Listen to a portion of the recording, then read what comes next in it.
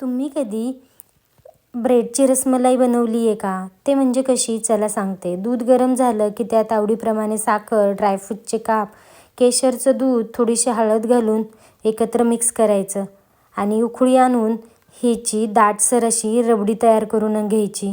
थोडीशी थंड झाली की एका बाउलमध्ये काढून ती फ्रीजला अजून थंड होण्यासाठी ठेवायची.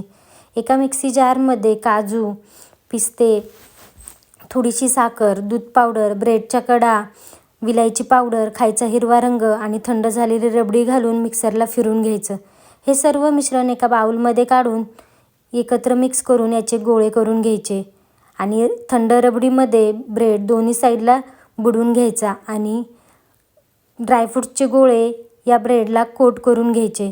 सर्व गोळे या पद्धतीने बनवून झाले की एका भांड्यात काढून त्यावरती पाहिजे तेवढी रबडी घालून घ्यायची आणि पाहिजे तसं गार्निश करायचं.